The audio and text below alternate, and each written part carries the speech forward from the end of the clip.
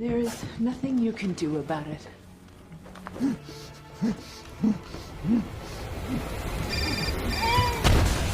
The film starts by showing a scene where people are fighting in a car. Riley North is involved in a struggle with a thug in the car, and he cuts her thigh.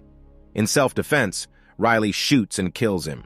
She then hides his body in the car trunk and goes to a place called Skid Row, where she's been hiding. In her van, she tends to her wound, drinks, and stitches it up. She also discovers Girl Scout cookies in a box. The story then flashes back 5 years earlier when Riley and her daughter, Carly, were leaving a cookie fair. They have an encounter with another female scout's mom named Peg, who starts an argument over parking and says mean things to them. Even though Carly wants to retaliate, Riley advises against it and tells her that violence isn't the solution. Riley drops Carly off with her husband, Chris, and asks him to take care of Carly's birthday party while she goes to work. At the bank where Riley works, her boss insists that she work extra hours despite it being Carly's birthday. He mentions that the other employee didn't show up. Meanwhile, Chris's business partner, Mickey, presents him with a risky deal, promising a better life for Riley and Carly. When Riley returns home late, she finds out that no one came to the birthday party because all the kids went to Peg's deliberately planned holiday party. To uplift Carly's spirits, Riley suggests they go to a Christmas carnival and have a great time. Excited, Carly agrees, and Chris promises to make things better. Unbeknownst to them, a gang member named Cortez is observing Chris and reports their whereabouts to his boss, Diego Garcia. Garcia wants them dead as a warning to anyone who crosses him. While the family enjoys the carnival, 3 hired killers arrive and open fire. Chris and Carly are killed instantly, and Riley is shot multiple times but manages to run to them, holding her deceased daughter in tears. Help arrives, and Riley is rushed to the hospital. Detectives Carmichael and Moises arrive at the scene, and Carmichael feels sympathy for Riley upon seeing Carly's lifeless body. A month later, Riley wakes up in the hospital, and Carmichael approaches her. He asks for her help in identifying 3 suspects they have in custody, warning that they'll be released if she doesn't cooperate. Riley learns that Chris was killed because he was planning to steal from a drug dealer named Diego Garcia. Although Chris abandoned the plan, the information got out. Devastated, Riley is shown pictures of her and Chris before the tragedy. She recalls memories while looking at the pictures and tells Carmichael that she remembers the shooters. They go together, and she identifies the 3 shooters from a lineup. Detective Moises alerts Carmichael about a missing cop who had pursued Diego Garcia in the past, suggesting Garcia's influence in the police force. They decide to distance themselves from the case. Riley receives an eviction notice and packs her belongings while reflecting on Carly's drawings. Henderson, the opposing counsel, tries to convince Riley to drop her case by offering money. Riley rejects his offer, and he notices her antipsychotic medication, insinuating that her memory may be unreliable. Riley angrily returns his money. During the court proceedings, Henderson relentlessly questions Riley about her medication, leading the court to doubt her credibility and dismiss her claims. Riley seeks help from her lawyer, but the district attorney remains silent and indifferent. The judge rules in favor of the accused, prompting Riley to argue with the judge about the murder of her family. As she approaches them, an officer tases her, and she is taken away, eventually being placed in a mental health program. Lisa contacts Carmichael and Moises, informing them that Riley had stolen $50,000 from the bank where she worked before disappearing. They suspect Riley's involvement in the killings and believe she has been hiding under the radar for the past few years. Unbeknownst to them, Riley is preparing herself to exact revenge on those responsible for her family's death and plans to confront them on the 5th anniversary of their murders. Meanwhile, Riley infiltrates Judge Stevens' home and restrains him, nailing his hands to a desk. She confronts him, asking if he remembers her, revealing his long history of corruption. Taking a toy from the display, she leaves the house. Riley then boards a bus and detonates a bomb, causing an explosion that kills Stevens. Carmichael learns about Riley's actions, discovering that she also killed lawyer Henderson and threatened the district attorney the previous night.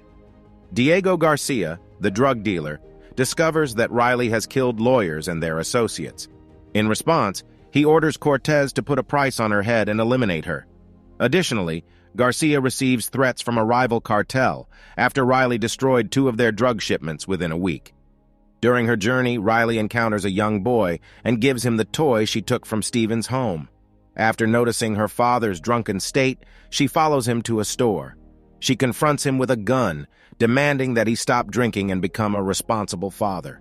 She warns the shopkeeper not to serve him any alcohol and takes his car by offering money.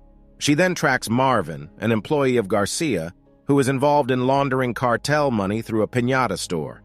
Disguised as a destitute woman, she kills men to gain entry.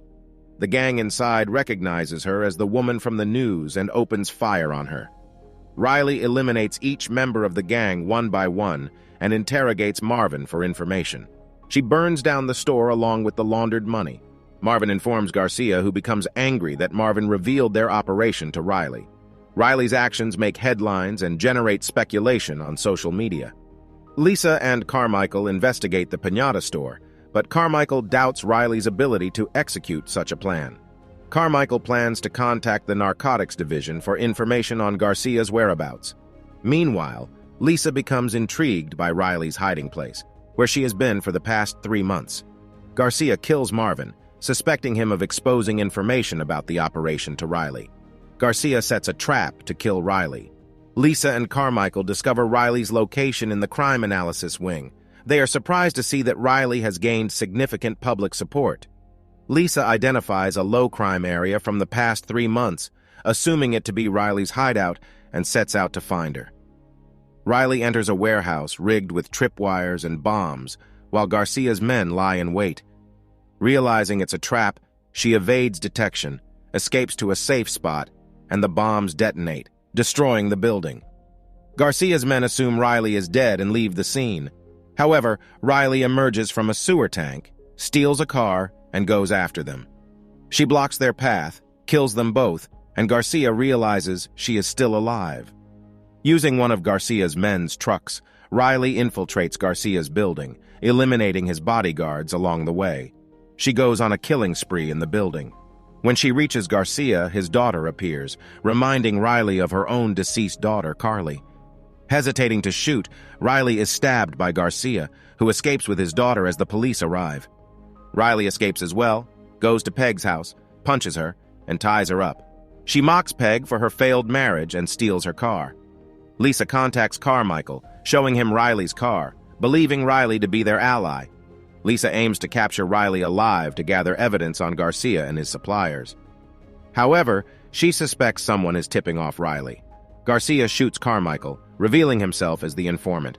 He informs Garcia about Riley's location, prompting Garcia to search the Skid Row area with his men. Riley confronts Garcia's associate, Cortez, and kills him and his gunman. She finds Lisa's body and live streams it, exposing Carmichael as a corrupt cop. She invites the police and media to the scene. Using a radio, Garcia calls out Riley, ordering her to surrender or face consequences. Riley complies, but as Garcia beats her, she discreetly retrieves a gun from the ground. At that moment, the police arrive, and Garcia kills Carmichael, believing he betrayed him to the police. Garcia escapes, but Riley catches up with him, beats him, and prepares to shoot him. Moises intervenes, urging Riley to let justice prevail and promising that Garcia will face imprisonment. Distrustful of the system, Riley decides to fulfill her promise herself and shoots Garcia in the face. The police open fire on Riley, but Moises orders them to stop. The next morning, Moises finds Riley badly wounded at her family's gravestone. Despite her plea to let her die, Moises takes her to the hospital. The police chief appears on the news, declaring that Riley North must be held accountable for her crimes. Later, Moises visits Riley while she remains in police custody at the hospital. He reveals that there are many, including police officers, who support her actions. Indirectly showing his support, he discreetly passes her a key to her handcuffs and walks away, allowing her to escape. Riley manages to break free and flees from the hospital. The film concludes with her successful escape, leaving her future uncertain. That's all from the video. Thank you for your time, and take care.